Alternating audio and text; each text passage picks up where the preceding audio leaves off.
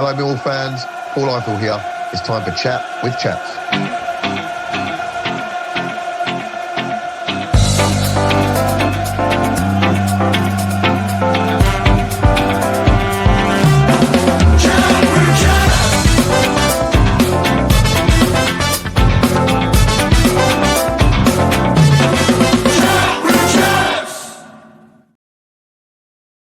Hello, ladies and gents, and welcome back to another episode of Chat with Chaps. This is the post-match analysis for the game against Leeds United at Elland Road in the fourth round of the FA Cup, where it finished Leeds United 0, Millwall 2. What a performance! What a day!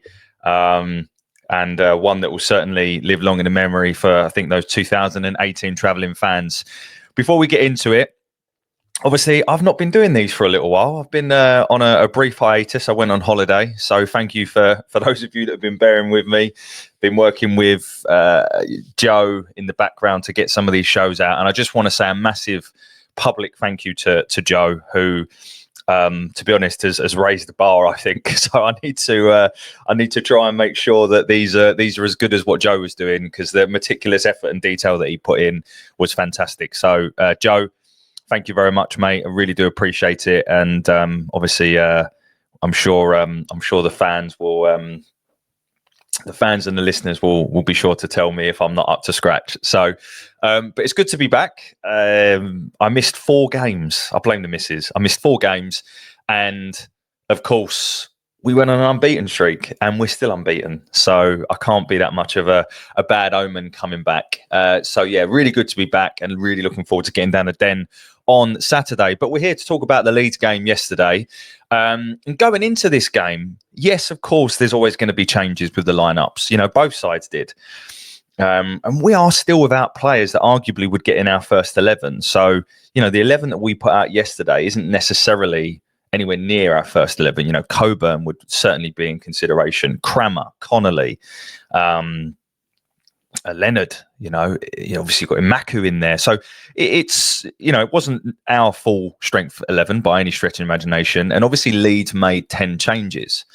And the moment I saw that they'd made 10 changes, there's still a very good side. You know, the likes of Ramazani that started for them, £11 million. Nonto, I can't remember how much he cost, but I know they've rejected bids of 20 million for him. Joe Rothwell in the Championship is a quality player. Ampadu, big money signing in the summer, and their skipper.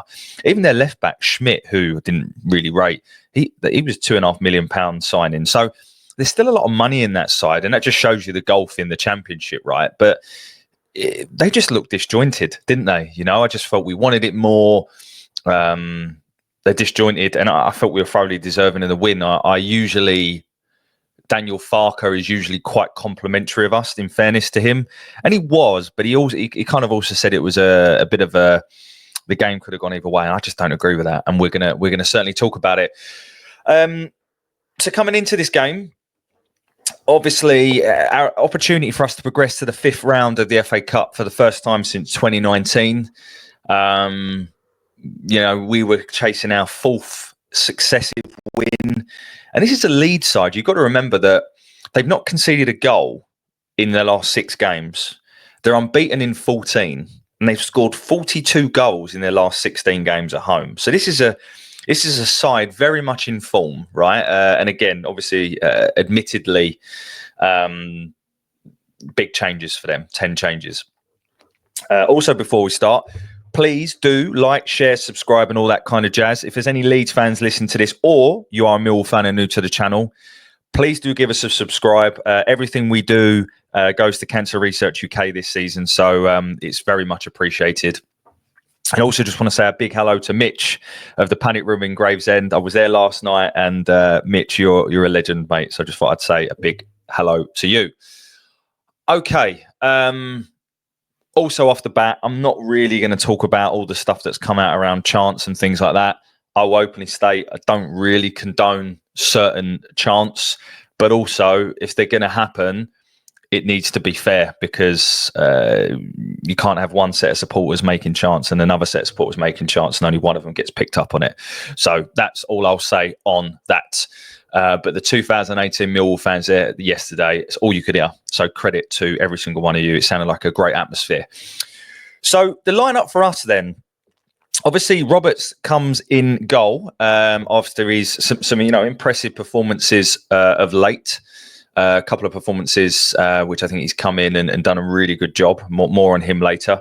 Back four, right to left. Wes Harding coming in from the Wilderness at right back. And I want to say right off the bat, considering how out of the fold he's been, I thought he was excellent. It wasn't the world's best performance, but when you factor in the context of that he's not been involved, I thought he was excellent. Centre-back pairing, of course, of Jake Cooper and Japhet Tanganga. Joe Bryan at left-back, who has been excellent now for 4 or 5 games. So credit where credit is due. Again, more on him later. Centre midfield pairing, so no George Saville at all. Rested, I believe. So Casper De Norre starts alongside Billy Mitchell coming into the fold. And then our new look sort of front four. So Ivanovic obviously at the top. On the right-hand side, a start for new record-breaking Millwall signing Kamil Negli on the right-hand side. Obviously, we did an interview with a Sparta Rotterdam fan and tell us all about Kamil. And I have to say, based on what I saw in the first game, very similar to the strengths and development areas that he called out. In the 10, Luke Cundall, and then a returning Femi Aziz, who's come back from injury on the left-hand side. So a good, a really good side. Obviously, as I said earlier, no Connolly cup side, no Treble B cup side, Crammer cup side, and Zach Lovelace. Not sure why he wasn't involved, or Macaulay Langstaff. I think Langstaff may have had a slight knock. Don't know. But we start the game, and instantly within the first 10 minutes, what I could just see was that we were moving the ball very quickly, and we were very high intensity with our pressing and our passing. We were just trying to ensure that, let them have the ball. That's always going to be the case. But we're going to dictate where you have the ball with the intensity of our press. And I was really impressed with our first 10 minutes. I thought we were really good. Having said that, they have their first chance from a corner where Sam Chambers, a debutant for them, has a half chance. I think with Joe Rothwell's delivery, his free kick taking ability, they're always going to be a threat from set pieces. And we really just we were just moving the ball really well. And I'm going to do a show on this because I want to back up the eye test of what I think I've seen under Alex Neil's last sort of 4 or 5 games in terms of style of play development. So I want to do a show that digs into specifics and actually backs up the eye test with some data to say that, we are moving the ball quicker and we are passing the ball more and all this kind of thing. But I just feel as though we are, and this is real basics, but we're passing and moving more. And that is probably training, and also players like Cundall who are more than happy to take the ball and play one-touch passes and to release the ball. You saw Negli, who you can tell what he loves to do is receive the ball out wide and drive into spaces and receive the ball in tight pockets, similar to Esse. So I think personnel plays a part, and you can clearly see some of the coaching that Alex Neil is putting in. There's a big emphasis on getting wide. At times, Wes Harding was marauding down the right-hand side, and credit to him, he's not a right back by trade, and as I said, I think context, I thought he was excellent. They then have another opportunity on 21 where it's a half chance. It's an acrobatic effort from our friend Willie Nonto, but it was straight at Roberts. But then we get our goal. And again, it comes from the intensity of the press. So big credit to Joe Bryan here, because he steps in and tackles Schmidt, the right back, who goes down like a sack of spuds looking for a foul, doesn't get it. He then gives it to Aziz. And what Aziz does is just, and this is what I love, the confidence just to be like, you know what, I'm going to run at you, and then I'm just going to take a shot from the edge of the area, which is something else that I think we've developed under Alex Neil. I feel that we're shooting more from the edge of the area. I mean, both goals today were pretty much from similar positions, and we also could have a third that we'll touch on in a moment. But look, if you don't take the shot, you don't score. And yet it takes a big deflection off of, I'm going to forget his name. He's the one that basically had an absolute mare all game, and I felt like gifted us some big opportunities. Oh God, Gilavogi. Joshua Gilavogi. Takes a deflection off him, beats Carl Darlow, all ends up, and we go 1-0 up. And it was just, you could hear, I imagine what it was been like to have been there. So you let me know in the comments if you were there, but what an atmosphere to go 1-0 up at Leeds. It was, really, really good. And to be fair, I'm going to talk about a lot of things that Gavin Ward got wrong. I am. But Gavin Ward could have given a free kick for that against Schmidt. It wasn't a foul. Both him and Nonto went down. They weren't fouls. But knowing what Gavin Ward could be like, knowing we're playing Leeds at home, them at home, could easily have been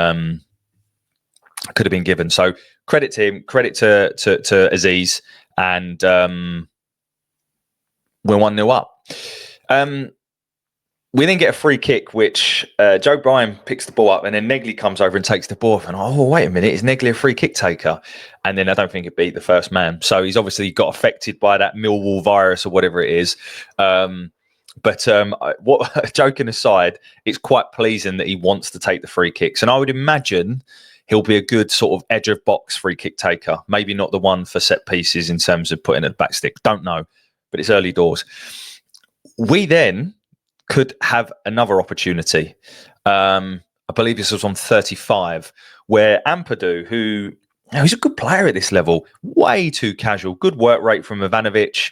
He gets in front of his man, wins the ball back, lays it off to Aziz, and Aziz just smacks it. And it's one of those ones that if it goes in, it just looks so good, doesn't it? It sort of hits the bar, bounces down, and unfortunately for us, it doesn't bounce over the line, it bounces out. However, Kundal should score the follow-up. It's almost a carbon copy of the goal that he scored against QPR. All he needs to do is nod it into the net. Everyone else is switched off because they think the goal has already gone in. And we could be 2-0 up after just 35 minutes, and we're not. And it almost comes back to bite us on the arse on 36, where I've seen a few people slate Joe Bryan for this, and there has been times where he has been beaten with balls over the top of his head. But this ball, if you watch it back, and some of the highlights don't show it from the moment the ball is kicked, they only show it going over Joe Bryan's head. But this pass from Joe Rothwell was phenomenal. Over the top of Joe Bryan, it cuts back, and this is where they should score. Now, it's a good save from Roberts in goal, but I also just want to point this out because I noticed this and I haven't really seen anyone talk about it. And I just wanted to flick this up on screen. So if you're listening on a podcast, apologies, I'll try and explain it. But I want to talk about how well Tanganga does to close off options. So if you look here, so this is Chambers. He's getting into the box. He's beaten Cooper. Now you can see Tanganga there, right? And he has also got Mateo Joseph to the left of him. So if he goes to the ball, he's screwed because it leaves Joseph open. And if he goes to Joseph, Chambers has got a free shot at goal. So I think he positions himself perfectly there because he's basically almost closing off both options and he's giving Chambers a decision to make. And you can see his body language there. He's ready to move to Joseph if Chambers does decide to put him in. What happens is Chambers then decides to try and drive himself. And you can see here, Joseph is now kind of out of the picture and Chambers is shaping to shoot. And of course, that allows Tanganga with the next screenshot to then throw his body in the way, which he does, which cuts out part of the goal. And then, of course, Roberts makes a fantastic save with the other part of the goal. So I'm not going to sit here and analyse every single part of the game because we've all seen it. But I wanted to analyse that bit because I haven't seen it being called out anywhere. And I just think that's just Tanganga being Tanganga, the best centre-back in the league, bar none.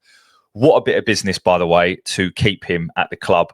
Obviously, Angelo and Ben did a really good show about all the transfer business. And, for me, keeping Tango is the best bit of business we did. I think that and obviously the training ground is a really exciting thing for us. So a really good window. And I'm not going to spend too much time talking about it. But that there is just Tanganga being what he is, which is just an outstanding player. Now, 38 minutes, our good friend Giavogi, who goes on to basically gift us the next goal. He shouldn't be on the pitch because, and I don't care who you are, what you are, if you're a Leeds fan, listen to this, that is a straight red card every single day of the week. It was a disgraceful challenge. It could have broken Casper's leg. There's no denying. Awful challenge. Gavin Ward right in front of it. How he doesn't give that as a red card, I don't know. So whilst fair play for him not blowing up earlier for our goal, this is a disgrace. He has to be sent off. And I think Giavogi knows it. You know, he immediately puts his hand up, goes over to Kasper. But to me, that is dangerous play. It's been analysed by a former Premier League official on Twitter or X. And they even said the same thing. So he should be off, shouldn't be on the pitch. And what I want to say right now is I thought Kasper yesterday was outstanding and for me was man of the match. But to carry on playing at that level and that intensity and to set the second goal up and to do all the things that he did well, bearing in mind that tackle is just phenomenal. So man of the match for me, Kasper Denor. Roberts and Aziz a close second. Roberts does really well on 45. I panicked here, if I'm being honest. The ball comes over the top. It's a foot race between him and I think Nonto. And Roberts does really well. You know, it could have easily gone wrong. Could have been a foul. Nonto could have rounded him, but it works in our favour. And Roberts clears it, and Nonto ends up on his backside. And we're 1-0 up at half time. And yes, it could easily have been 2. You know, it's them. Therefore, like, what can we do in the second half? How can we try and keep that momentum? It was obvious that Leeds were going to come at us a little bit more. But we start the second half quite brightly. So no changes for either side. There's a cross. So it comes all the way across from left to right. I think it was Aziz who puts it across. Harding's at the back stick, puts it back across on 47. And this is where, if Ivanovic just anticipates it, and you could see he's annoyed with himself, it could have been a tap-in for 2-0. None of the highlights have shown this, but I just remember thinking if we just anticipated it that little bit more, and I'm not criticising Ivanovic because he's learning, and I thought he had a really good game against yesterday, but you could tell he wants better of himself, but he's got to remember he's only 20 years old, and I think he's leading the line really well at the moment. And for me, until Coburn's fit, is for sure our central striker there. And I think that's just where in time he will get there. And I'm sure Alex Neil has shown him this back. On 52 minutes, I think we saw what Kamil Negli is capable of. Beats 2 men with trickery and pace and direct running, almost creates an opening. And just to talk a little bit about Negli, I think you could see yesterday in glimpses what we're going to get. So it's a guy that is going to be comfortable on the flank or comfortable in the 10. He's happy to receive the ball in tight spaces. He's happy to drive at people and try and take people on. I think he's not going to be afraid to shoot. He seems to have an air of confidence about him. I wouldn't say he's rapid, but I wouldn't say he's slow. I think, you know, he looks fairly quick. And you've got to bear in mind, like, it's his first game, you know, big atmosphere to play in. I thought he played quite well. The only thing I would say is, and this is going to take time, is I thought he looked a little bit lightweight. A couple of times he got knocked off the ball. So I think that's something, Kamil, if you're listening, mate, get yourself in the gym. And I think you'll be a real asset to us. It's one game. You can't judge anyone on it, of course. But I think I'm just trying to say I liked what I saw. And, you know, it's exactly the sort of player we want. You know, want players that can get us up the pitch. Notoriously, we haven't had that. And we've either given it to Jed or Romain or Idemo. How nice is it to have players that are comfortable receiving the ball and are comfortable having more than one player that can get us up the pitch? Obviously, with Femi on the other side. Roberts makes a good save on 53. I think it was from the Ramazani, you know, the £11 million player. I think they got him from Almira. Good save there. And then on 55, we get our second goal. And again, outstanding from Kasper. The ball is played to Giavogi. He's way too slow and passive. Kasper steps in, wins the ball. And this is what I like. And I feel that we're seeing more of from him, from Billy, from Sav in the last few games, which is we win the ball back and then we're looking to play the ball forward. Right. I think one of my criticisms of our midfield in recent times, but pre-Alex Neil, has been they're basically there just to break up play. And that is it. And in terms of the ability to retain the ball and to play forward was a development area. This was great because Kasper steps out, wins the ball. The first thing he does is plays the ball to Ivanovic. Ivanovic really quickly, nice touch, back to Kasper. Kasper plays it out to Aziz, who's got a lot to do, but he's got a lot of space as well where Leeds are pushing forward. He drives and drives and drives, smacks it, bottom corner. I think it takes a deflection. To me, it should not beat Cardalo. If our keeper had let that in, whether it's our first or second choice, I'd be fuming. And we're 2-0 up. And it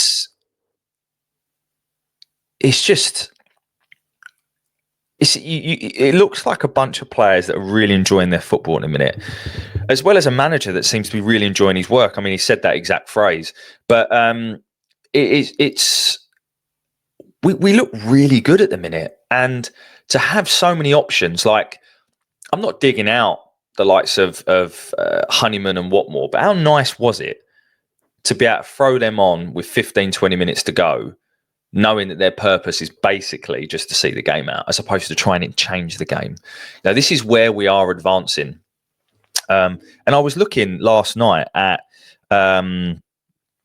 here's some names for you.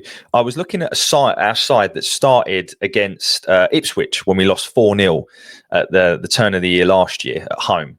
And we had, this was our first choice lineup. And, again, not disrespecting any of these players. They've been great servants for Millwall. But you had Honeyman starting, Murray Wallace starting, Bradshaw starting, Harding starting. On the bench, you had... Alan Campbell, Nana Boateng, the young lad Walker. Like when you then think about the quality of the squad and how that has evolved over a year, I think it's testament to the work that's been done, in fairness. So, going off on a tangent, on 57, I haven't seen this back, so I've only got my notes from initially watching it. But Joe Bryan does really well to stop a Leeds counter after Tanganga gave the ball away. So Joe Bryan did really well. I wish I could watch the game back and I could tell you a little bit more specifics around what that was. On 58, though, we give away a penalty. Now, this is a soft penalty. I think that I've slowed it right down and stuff, and you can see Kundal does put his arm on Nonto. But there is minimal contact. And was it Nonto? I think it might have been. Don't know. Anyway, someone will tell me in the comments. But it's minimal contact. And to me, it's not a penalty. It's one of those penalties, I think, that when Leeds are 2-0 down at home, they get.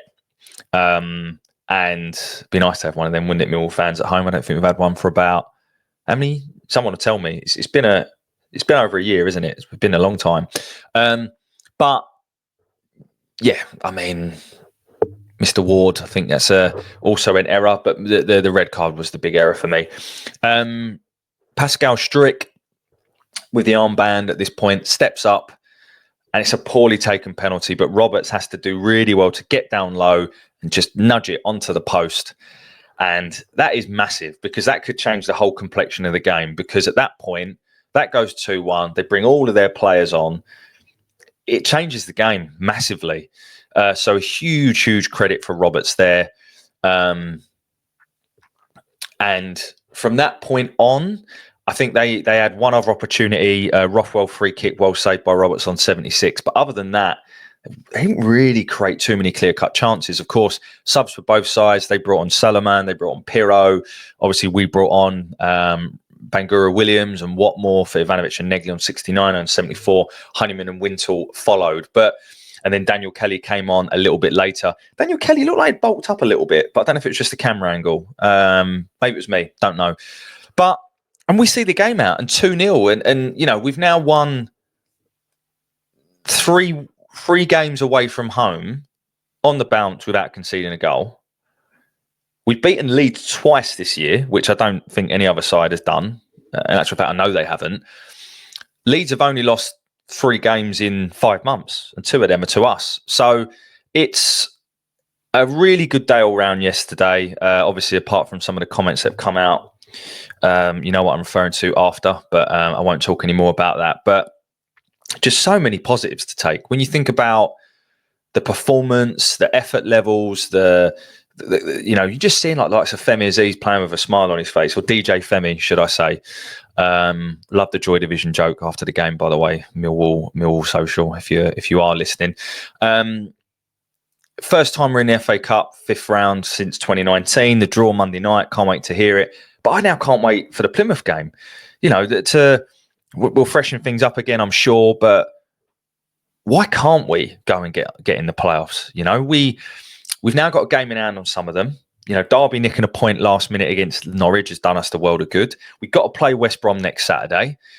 Carl Bartley got sent off, so they'll be probably without him. So there's just a lot to look forward to. And it's mad what a difference a few weeks makes. Some good signings, some really positive performance. And Alex Neil talks about this in his post-match. He talks about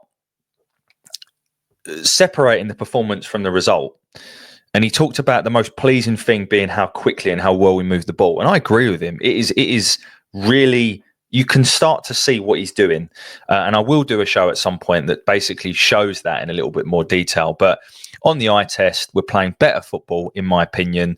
We're not playing it long as much. We're still playing it long at the right times. I feel that players are just showing for the ball more.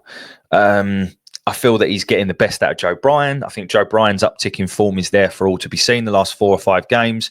I wonder if it helps the fact that Joe Bryan is kind of playing with players that are also more comfortable with the ball at their feet. I wonder if that's got anything to do with it. I don't know. But yeah, investment on the pitch, investment off the pitch. It's a good time to be a Millwall fan right now, and we should enjoy moments like this. It's weird to be so positive, isn't it? I remember when I went away, I was like, oh God, are we going to be sucked into a relegation zone? All of a sudden we're looking upwards, and absolutely fantastic. So, really, really pleasing. I think any more comments to make on any of the other players? No, I thought everyone played well. I've talked about Joe Bryan. I talked about Wes. Roberts gives us a good problem to have, doesn't it? All the players do. How much do you freshen it up on Saturday? I really like Kundal. Really do. I think he links play really well. I think he presses really well. He almost is that. We talked about having a player that would press as much as George Honeyman, but would also give a lot more attacking output. And I don't think any player presses as much as George Honeyman, and that's just me being fair to him. But I think he works very hard. He links up play really well. He takes the ball in tight spaces. I really like Luke Kundal. And at £1 million, he looks like an absolute snip. So thank you, Wolves. And we've talked about Negley. Yeah, just full of positivity, really. So I think I'll leave it there, guys. Just can't wait for Wednesday now. Really can't. And I can't wait to get down the Den on Saturday and hopefully see some of you. So as always, thank you so much for listening. Really do appreciate it. I hope that was half as good as what Joe was doing. So thank you again to him. Thank you to you for listening. If you are new, as I said earlier, please do like, share, subscribe and all that kind of jazz. And we'll see you after the next one. So as always, bye for now. Hi, it's Steve Morrison here and you're listening to Chat with Chaps, chatting Millwall, come rain or shine.